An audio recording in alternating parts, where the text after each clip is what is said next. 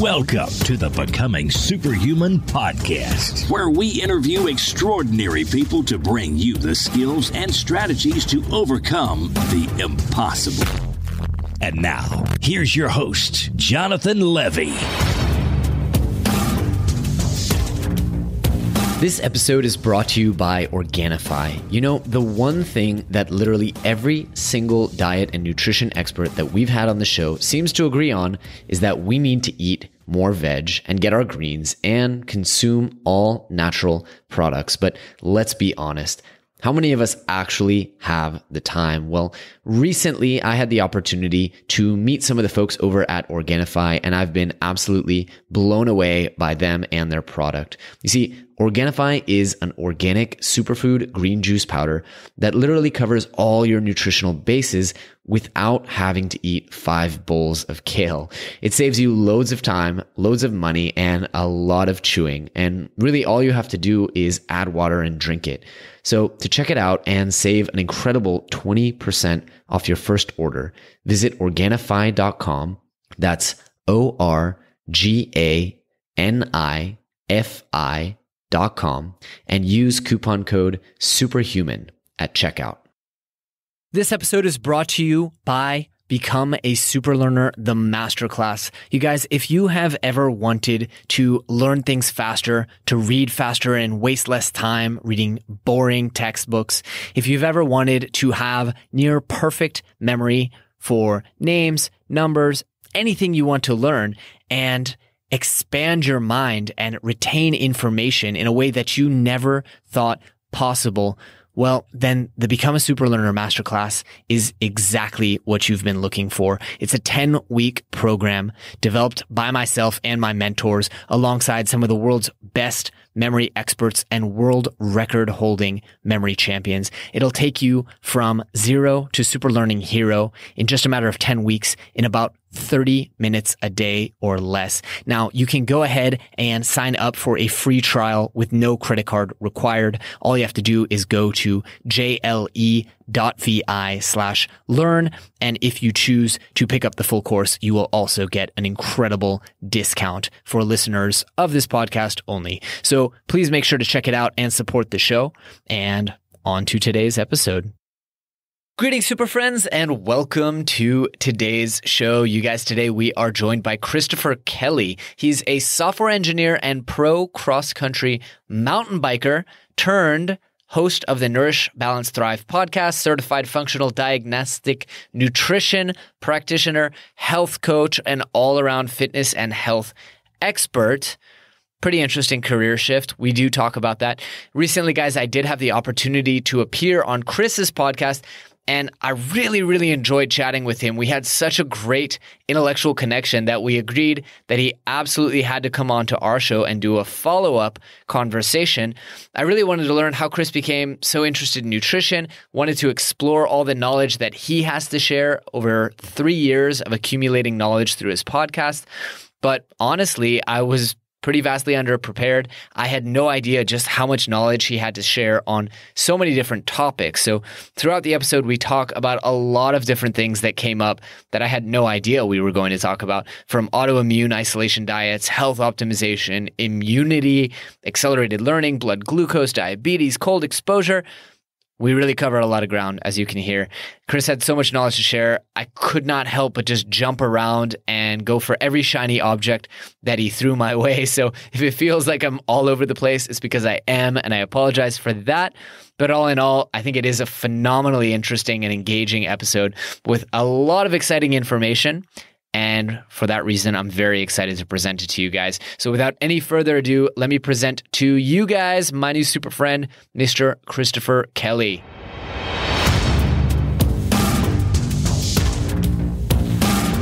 Mr. Christopher Kelly, so good to talk to you again, my friend. How are you doing?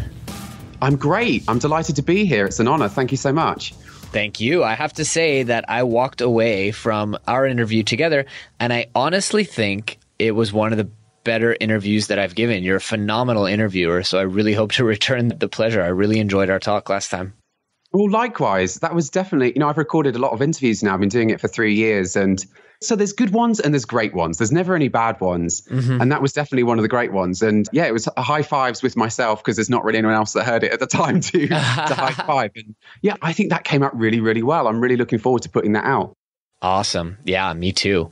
So Christopher, for the audience who hasn't had a chance to chat with you for an hour, tell us a little bit about yourself. I mean, I didn't realize when you interviewed me that you are a software engineer by day and that you're also a pro certified biker.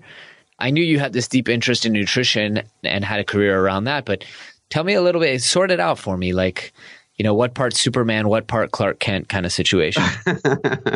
Sure. I still identify as a computer programmer, but I quit my job, my last programming job at a hedge fund just over 3 years ago. Congrats. Yeah. So I've been running an online clinic with 2 medical doctors. I employ 2 nurses. My wife is a food scientist. I work very closely with her. We've just taken on another researcher.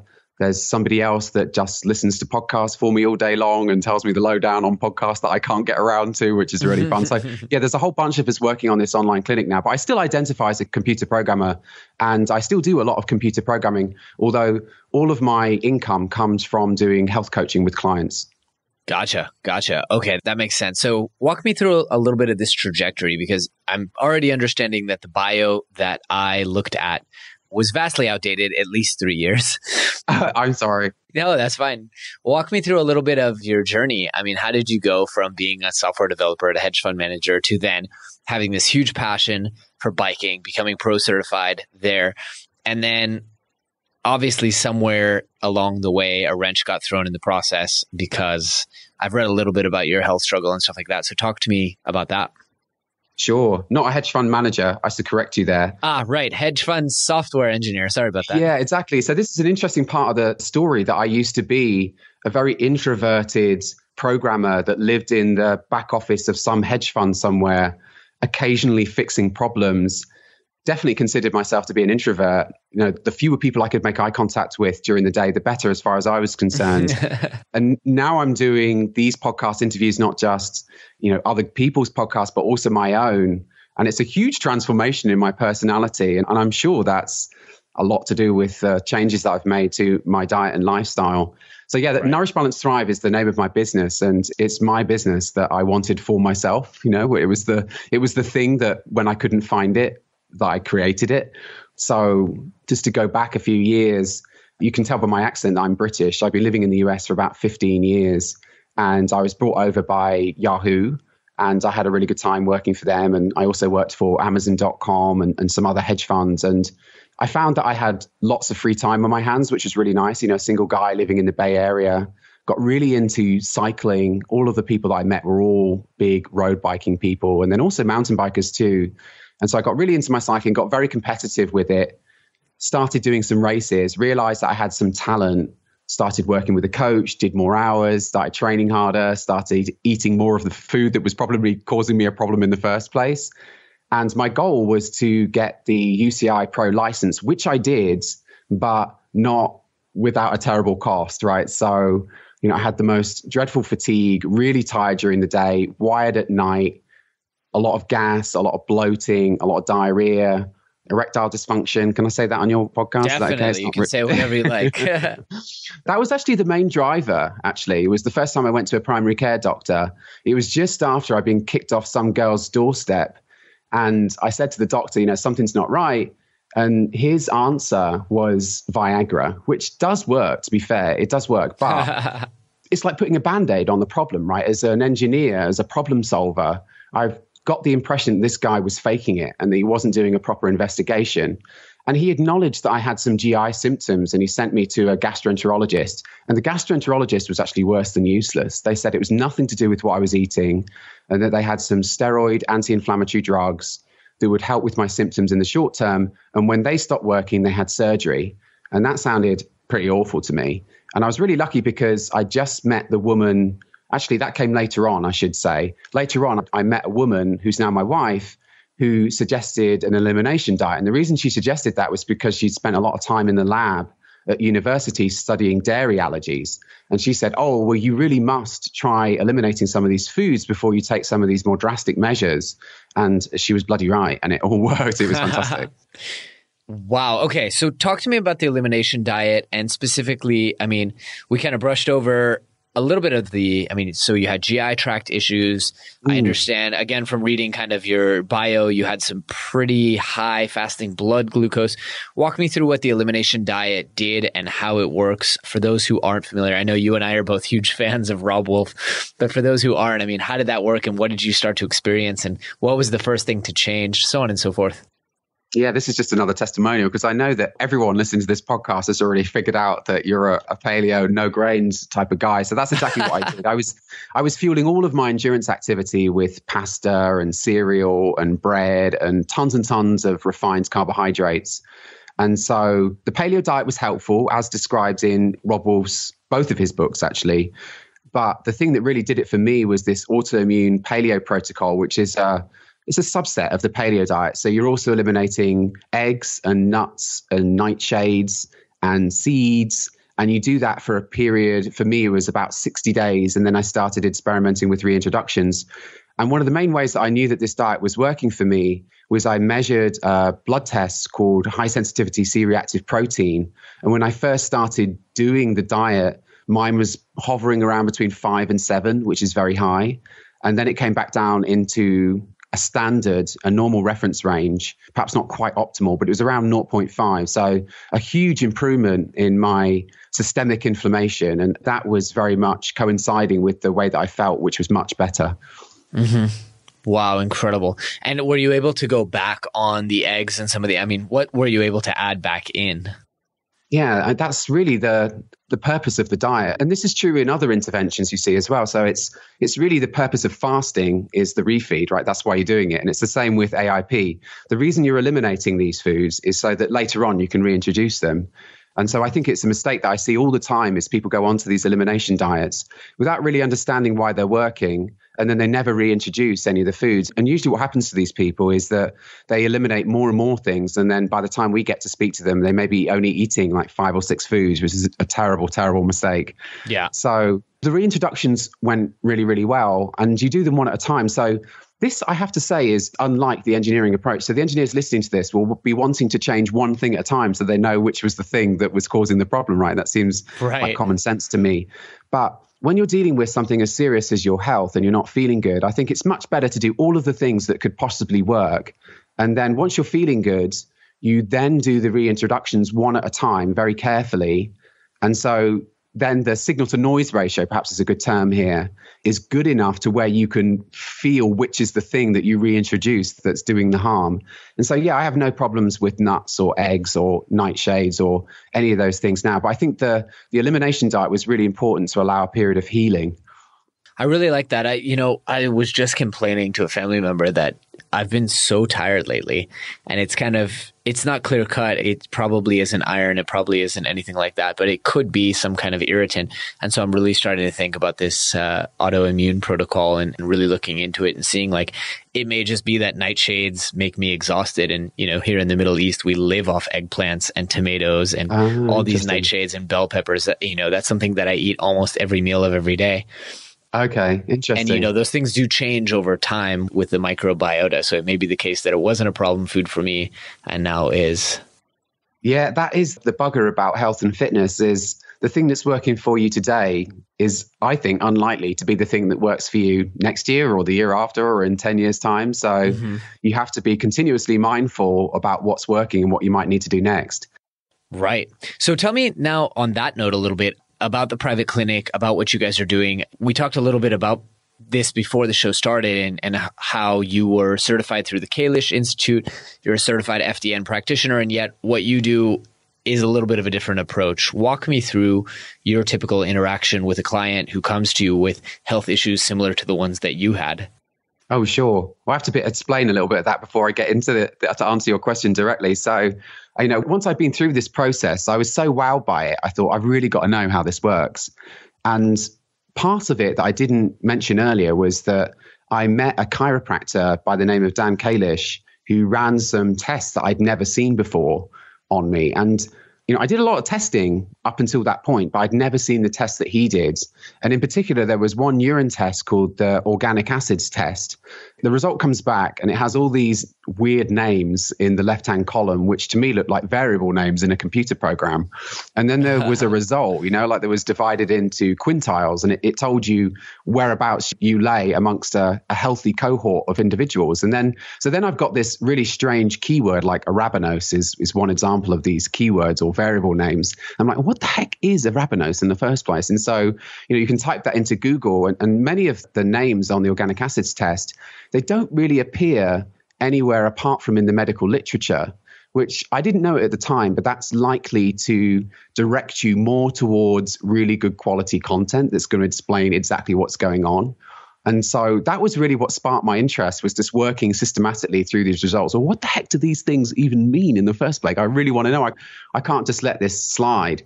And one of the other things that Dan found, he did some stool testing on me, and he found a protozoan parasite and then also a pinworm infection. And those things were really, really easy to treat with herbs.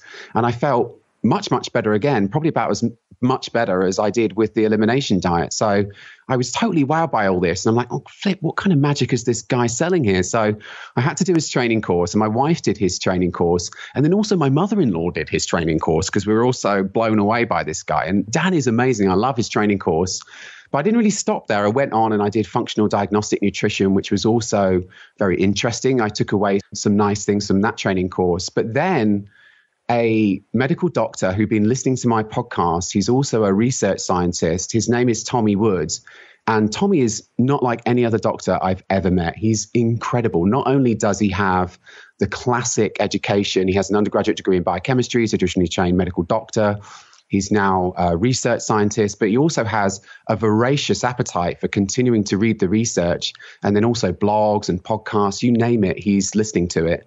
And so he was able to come along and said, oh, well, have you looked at this and this and this and this and this? And my head was spinning. I'm like, no, I haven't looked at any of those things. And so now what we do in our clinic today is vastly different from what any of these training programs are. And to answer your question, the people that come to us, usually they're the sorts of people that have already tried a lot of things and they've had some good results. So for example, the autoimmune paleo diet would be one example. Maybe you're already doing that and you had some good results there, but you feel like something's still missing. Maybe you're not sleeping very well still, or maybe you're still tired during the day, or maybe you're not happy with your exercise performance. That's one of the main things that we care about in our clinic. We work almost exclusively with athletes.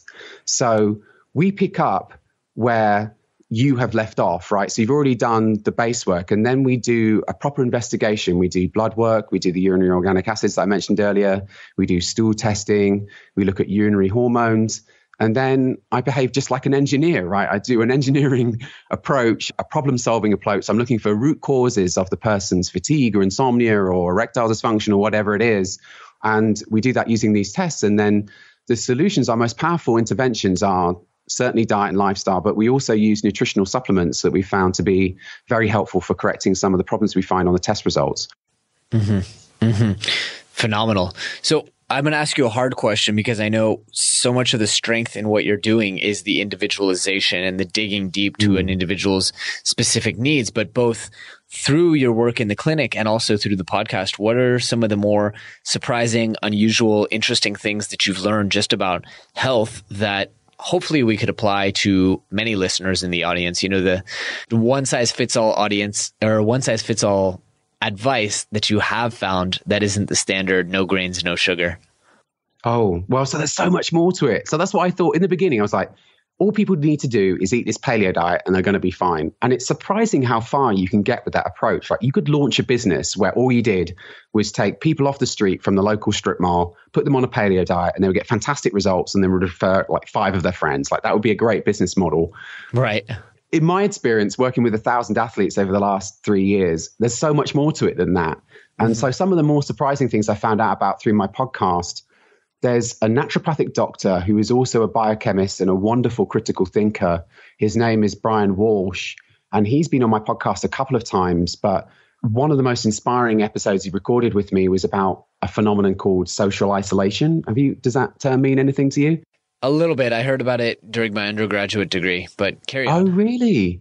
Really? So yeah, this is really interesting. So the idea is, the basic premise is that humans are very social creatures, and our immune systems have evolved to cope with communicable diseases, right? So if you're living in a tribe, then you may get some virus that your neighbor had, and you should be able to cope with that. But let's say, for example, another tribe invaded your tribe and your tribe was scattered off into the woods. Well, now you don't need protection from communicable diseases. You need innate immunity, right? Maybe you're going to be hit with a bow and arrow, or you're going to fall over and cut your leg open or something like that. So you need a different sort of immunity. And so what Brian introduced in my podcast was that there are decades of research where scientists have been looking at what effects it has on our immune system and other parts of our health and well-being when you take a human that's designed, I say designed in commas there, inverted commas, and put them in an isolated position. So as soon as I say that, people are probably thinking about old people in an old people's home or something like that. Right. But that's not true. You can have somebody who is surrounded by people. Maybe you're a busy office worker working in London. You can still feel lonely. We ask people that question, I feel lonely. And whether or not you're surrounded by people is really nothing to do with the answer.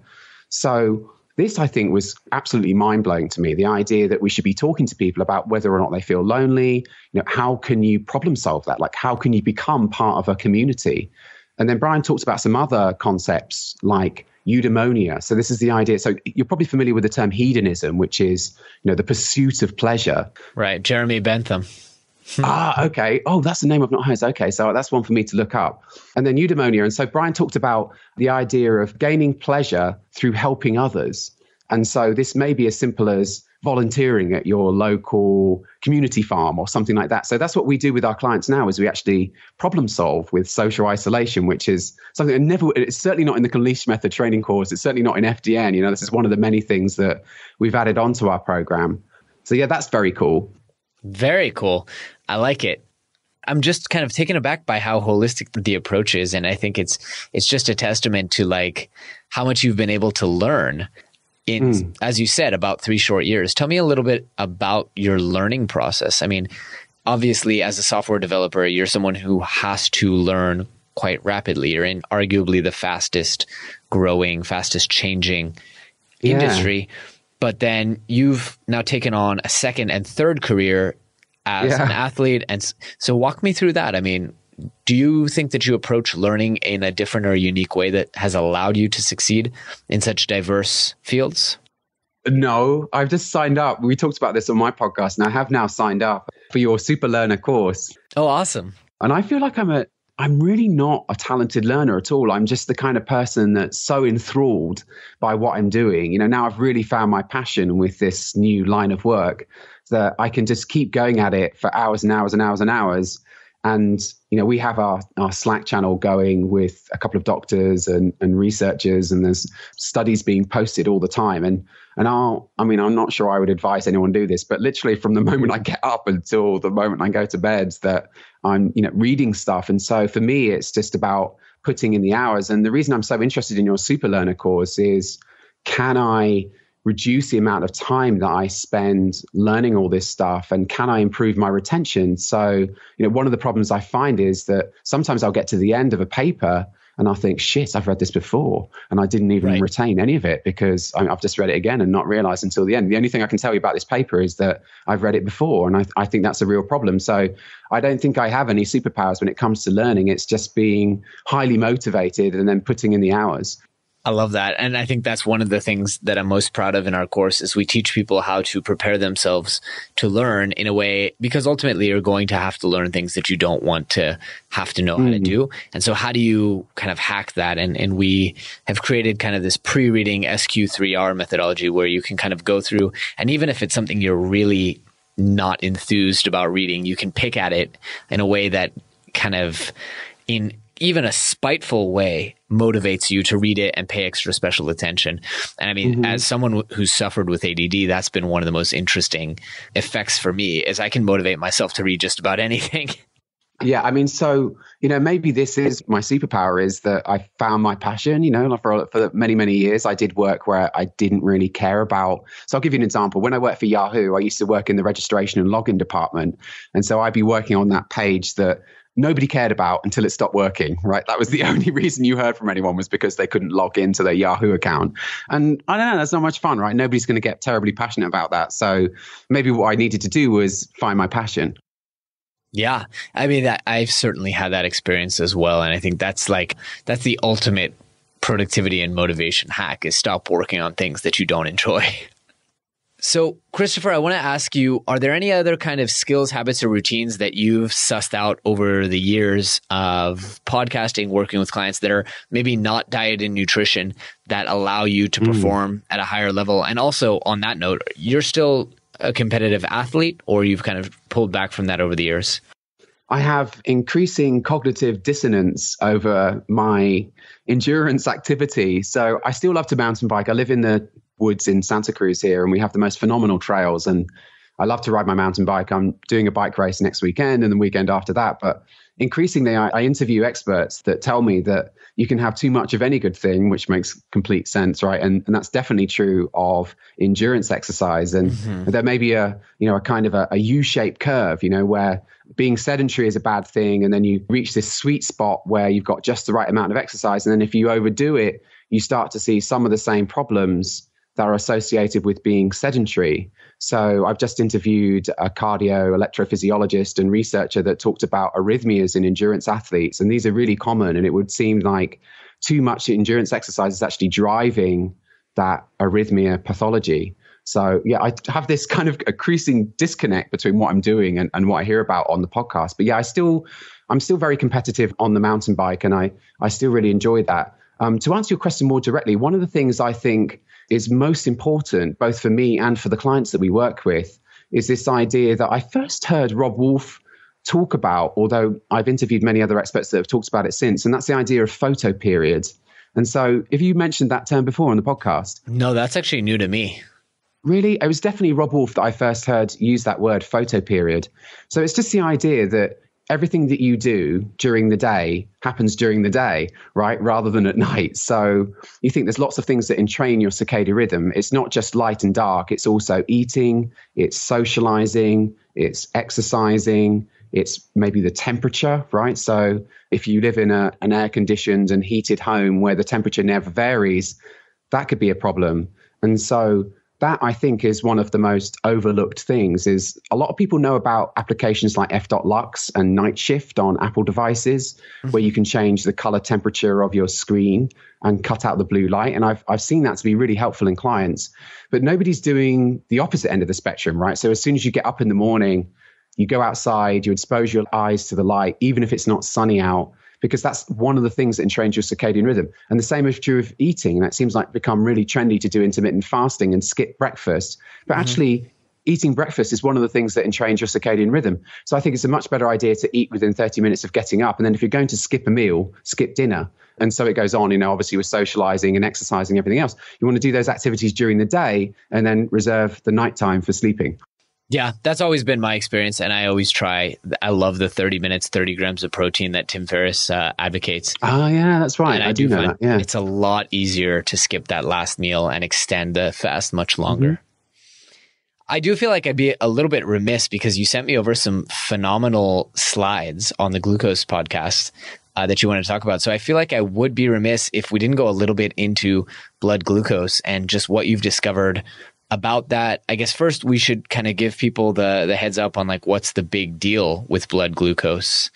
Oh yeah, so this was one of my main complaints that I didn't mention earlier, was that I checked my fasting blood glucose, and I honestly can't remember what prompted me to do this. I just went on to Amazon.com, or you can go to a local drugstore and pick up one of these handheld meters. Yep, and then you prick you just did it. Okay. Oh, wow. Okay.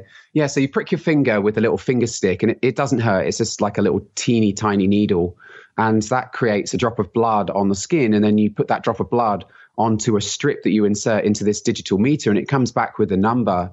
And there's some really interesting research that shows that I think you want that number between 83 and 88 milligrams per deciliter. And I would have to do a Google search to convert that into millimole. If you're in Israel, you might be using international units. So I apologize for that. But 83 to 88 milligrams per deciliter. But what I saw when I first checked was consistently 120 milligrams per deciliter. And most doctors would agree that's diabetes. That's type 2 diabetes in a guy of my age. And so that's a pretty serious problem. In fact, it's one of the most serious problems in Western civilizations now. It's estimated that half of the American population is either diabetic or pre-diabetic, even though they've not been diagnosed. So this is a really, really common problem.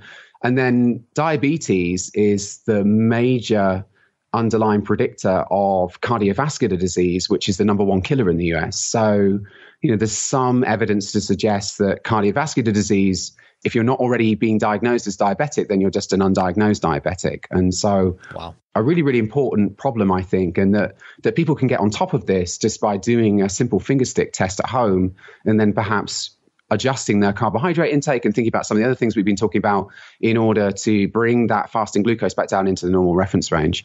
Yeah. And I also want to add, on top of it, it takes high blood glucose for the body to start storing body fat. As I understand it, and this is probably an oversimplification, but the body only starts storing body fat when there's such an excess of blood glucose that it's stored as much glycogen as it can in the liver and the muscles everywhere else. And it's like, what do I do with all this glucose that's just pouring into the body? So it really is blood glucose, one of the big indicators of all of these different health issues, from diabetes to heart disease to obesity, so on and so forth. Right. Yeah, actually, so I can't say that I'm going to be sounding like I'm trying to be clever right now, but I really only figured this out myself about 12 months ago, sorry. And that is that, what you said, I don't think it's true. So that most of the fat on your body, it came from the fat that you ate. And de novo lipogenesis through glucose is actually not a major pathway in humans. So it is technically possible to make fat out of carbohydrates that you eat, but it doesn't really happen in humans. And so there's some really good studies that show overfeeding by thousands of calories of carbohydrates, and it doesn't really make a significant contribution to... Oh, interesting.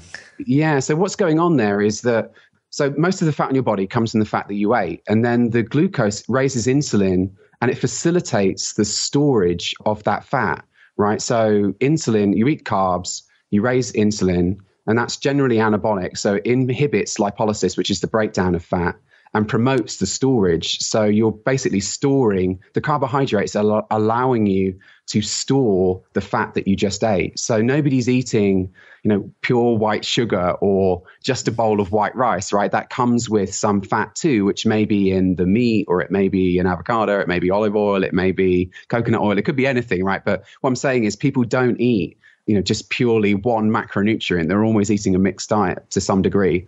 Right. Okay, so that's really interesting because, we've spent so much time trying to re-educate people, we being kind of like the media, people who are advocating paleo, stuff like that, that fat doesn't make you fat, when in fact it is fat in the presence of excess, with the big asterisk of fat in the presence of excess carbohydrate actually does. Yeah, it's such a nuanced thing, isn't it? That it's true that eating fat doesn't necessarily make you fat, but that is where the fat on your body came from. That's so interesting. Okay, cool. So then back to the kind of skills, habits, routines that you feel make you perform at a higher level. Is there any other kind of, the blood testing one is a really good one. I've recently started doing that. Any other kind of performance tricks that you want to share with us? Just trying to think of some things that nobody really talks about. And definitely the photo period is one. But so sauna is another one of my favorite things I think is underutilized. Yeah. So I had a sauna this morning. It's one of my favorite things. And there's some really good studies that show reduction in risk of cardiovascular disease, which is what we were concerned about in the first place with the blood glucose, right? Right. And then the same is true of cold thermogenesis, which is just a fancy way of saying getting cold. Right. So my favorite way to do that is I've got a wine barrel from the local winery, and I just fill it full of water, which comes from our well. It's freezing cold, and so maybe 15 degrees C. So it's not freezing cold, but it's pretty cold when you get in there on it, unless it's a really, really hot day.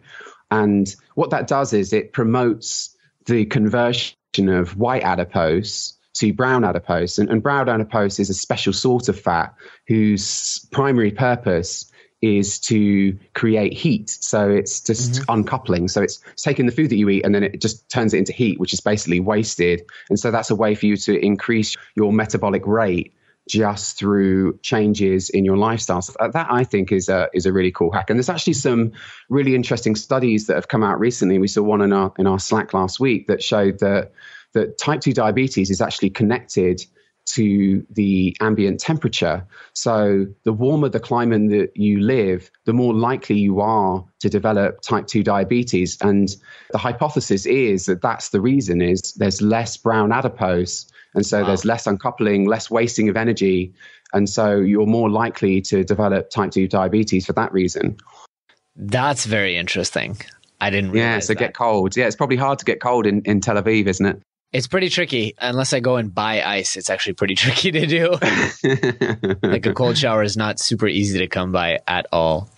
Okay, so we got a lot of good stuff here. We touched a little bit on kind of keeping blood glucose low. We talked about cold exposure. We talked about autoimmune protocols. Anything else you wanted to touch on the whole glucose thing? Because I feel like I might have rushed you there a little bit. What's kind of one of the things I really loved on your slides was like, just tell me what to do.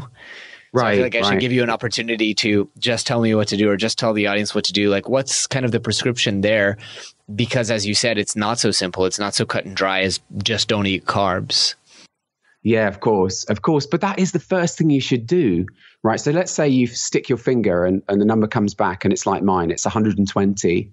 Well, the first thing you need to do is stop eating carbs, right? Mm-hmm. That's one of the main places where the glucose is coming from. And so I find this to be very analogous to dealing with a sunburn, right? You go out onto the beach and you get a sunburn. And I'm not saying you should do that. In fact, you should actively try and avoid that, obviously. But let's say for some reason you do get sunburn. Well, the next thing you do is you stay out of the sun, right? Well, the same should be true with the problem with fasting blood glucose. The first thing you should do is avoid carbohydrates until you get to the bottom of the problem. But I do think there are some general recommendations for health, and perhaps these won't be new to people, and that's to avoid the highly refined carbohydrates. So it's starting to look like there's something special about the highly refined carbohydrates. So that's, the difference between a potato and, say, mashed potatoes is you've processed it, right? These starch granules were in a nicely defined cell that was maybe surrounded by some fiber and some water. And then you take that and you smash that all up and you turn it into one homogeneous mess. And when you look at some of the studies, it shows that the digestion of those refined carbohydrates are different from when you eat just a whole potato. And so there's many examples of these refined carbohydrates. Bread is obviously an obvious one. Pasta would be another. For me, as an endurance athlete, one of the most important things was removing maltodextrin from my diet. So maltodextrin is a type of sugar that appears in sports supplements. So it's in the drinks, it's in the gels. And I was eating buckets of this stuff, right? Literally, I couldn't go for more than 40 minutes without pounding down another gel. And that was a really slippery slope. I don't know how I got into it. I just succumbed to some of the marketing that's done to athletes. Oh, you need sugar in order to do what you do. And it's a slippery slope because you get hooked on it, right? It's super addictive. Yeah, exactly. A little bit of caffeine, some sugar, very addictive. So, well, it hits the opioid receptors like just this, the same way that an opiate would. Right. Yeah, highly addictive. So I think removing those things from your diet, which should be, one of the first things that you should try. Very good stuff. I was actually going to ask you to complete the sentence, which is most people would be much better off if they just ...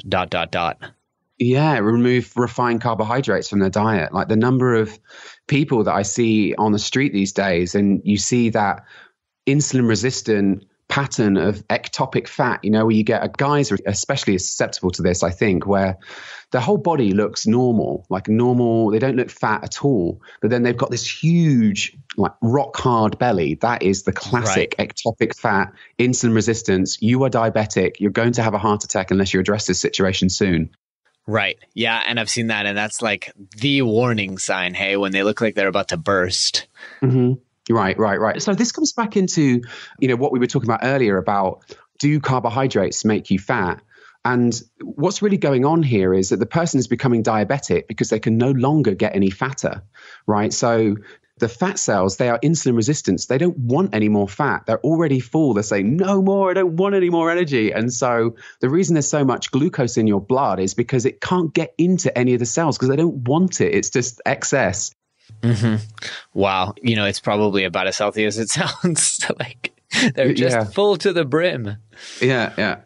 Awesome. Well, Christopher, I want to be respectful of your time, so I'll start to kind of wrap us up here. I do want to ask, are there any products or resources that, I mean, you mentioned the glucose monitor, I guess we should say, are you using the Precision Extra? Yeah, I have used the Precision Extra meter for ketones. I think you can get cheaper meters that only measure glucose, and the test strips will be cheaper. So have a poke around on Amazon and you'll probably find a cheaper meter. If you want to measure ketones too, then the Precision Extra meter is probably still the one to have, but the test strips are more expensive. Definitely. They're very pricey. Mm-hmm. Are there any other kind of products or resources that you find to be exceptionally useful, both working with yourself and working with clients?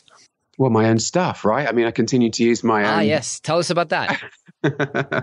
Yeah. So, if you're interested in our program, you can come to the front page of my website. It's nourishbalancethrive.com, and you can book a free starter session to talk to either my wife or one of the registered nurses that I employ about our program. And what we do is we investigate root causes using these biomedical tests. And so I continue to do that all the time. I can continue to do stool tests and I find problems. And then when I find a problem, I fix it, even before maybe I'm having symptoms, and then I continue to do blood chemistry and just continue to. So, as an athlete, you just have to continually monitor the machine, and monitoring the machine means doing these biomedical tests. And, people who do engage in motorsport are very familiar with this. You can't just take your car to the track every week without doing any maintenance on it and without doing any testing on it to make sure that it's still running correctly. At some point you have to throw it up onto the rolling road and maybe measure what the output of the engine is, and then maybe do some debugging, lift the hood. And so, that's what we do for athletes today. Absolutely. That's actually another question is, what kind of people should reach out to you? I mean, it sounds like you work a lot with athletes, but your average Joe who's just not feeling at the top of his game, is that someone who would be a good candidate to chat with you and your wife? Sure. So we work with anyone who is motivated and has a goal. So we don't have entry requirements. Oh, you're not a good enough athlete, therefore you can't work with us. We'll work with anyone that has a goal. So that goal, it may be brain function. It may be you want to get an erection. It may be you want to qualify for Boston. It may be you want to be a better mountain biker. We don't really care as long as you're motivated. And I have to say that not everyone is motivated. In the early days of our business, I went and did some presentations at a local police station, and I don't think those guys were motivated. They didn't really care. They were taking a bunch of medications. They didn't know what they were, and they didn't really care about what they were either. It was so those are different sorts of people. And that's why we love the athletes, is because they're highly motivated. And then when you give them a plan that will resolve the issues that we found on the tests, they just execute it, right? Mm-hmm. There's never any compliance issues. They just get it done always, which is, completely wonderful for everyone concerned. Right. And I'm looking on the site. It seems like you guys have really reasonable rates for coaching, testing, all kinds of really interesting services, some of which, honestly, I don't know what they do, like a dried urine test. That's a new one. Yeah. Yeah, that's right. Yeah. So we look at hormones in urine now, which is, it's really cool. So cortisol is this really important hormone, and it varies according to the time of day. It follows a circadian rhythm like we were talking about earlier. Mm-hmm. And, if you go to the lab and get blood tested, you can look at cortisol, but it depends on what time of day you took it as to what the result will be. So it's very hard to judge whether your cortisol is high or low from a blood test. Whereas the dried urine test, it allows us not only to measure your circadian rhythm, but then also look at the metabolites of cortisol. And that allows us to distinguish between how much cortisol you're making and how much you're clearing. It's super cool. It's just like being an engineer, trying to figure out what's going on inside of a person. Very interesting. And I can definitely see that background in your approach. And I can even see it on the website. You have all these different stages and phases that people go through, like stage 1, stage 2, which is very much kind of this protocol. I think you and I share that mentality, although I'm not classically trained as an engineer, of going through protocols in problem solving and in elimination of kind of issue.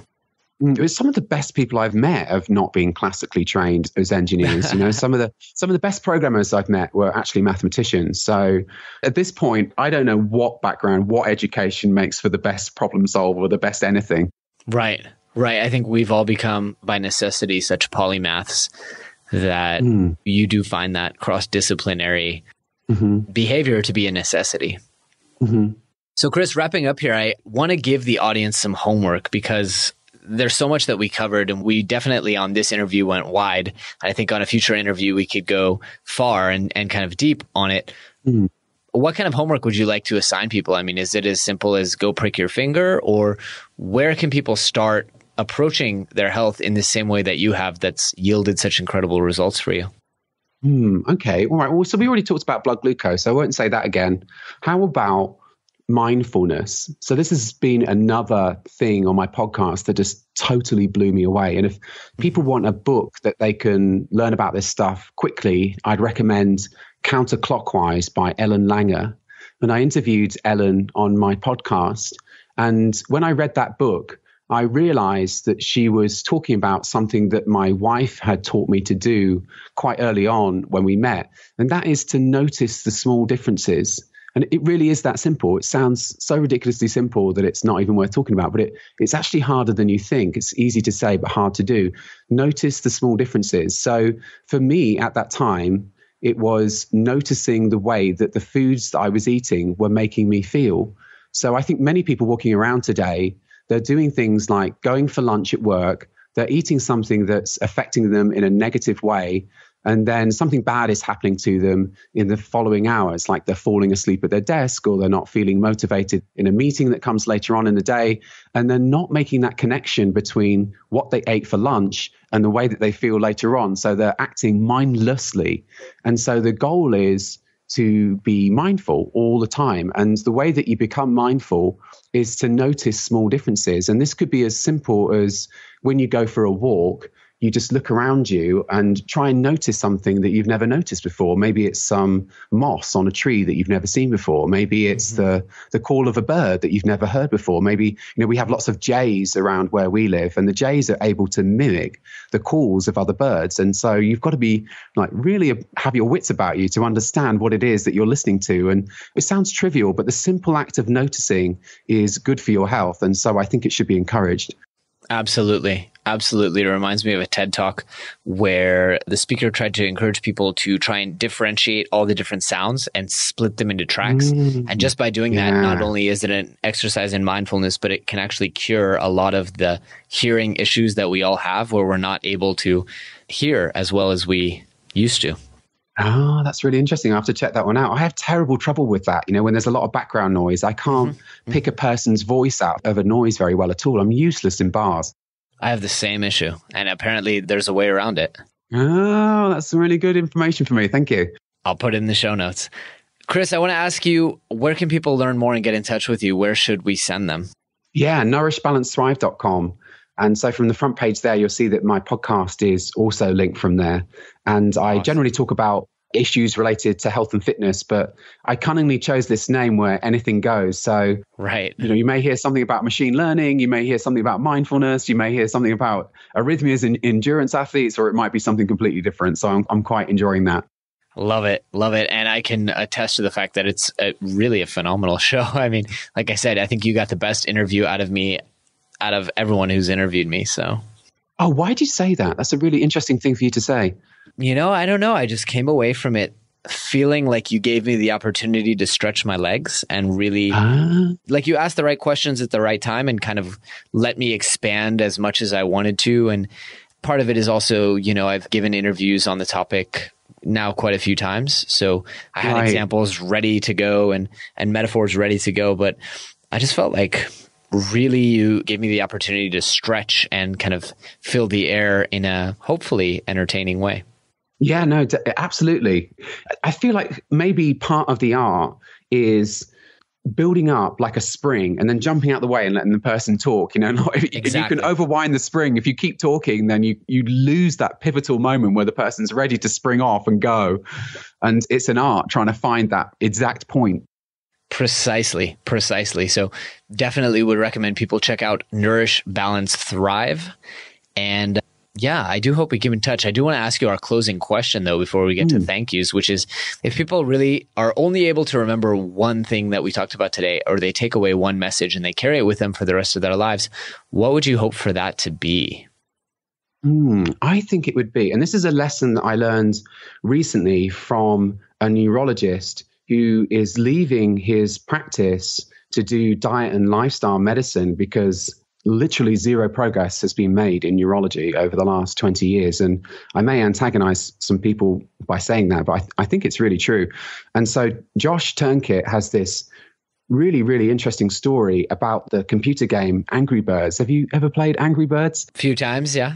Yeah, just to any computer game. So the idea is, imagine two groups of space aliens came to the planet, and they both had this goal where they would learn how to play Angry Birds. And one group of aliens, they set about the task by examining the source code for the game. So they go through it line by line by line by line by line, trying to understand what each line of the source code does for the game Angry Birds. And the other group of aliens, they just play Angry Birds. And then 6 months pass, and who do you think is going to be better at playing Angry Birds? It's obvious, right? It's the aliens just play the game. Right. So the point is, the same thing is happening with medicine at the moment.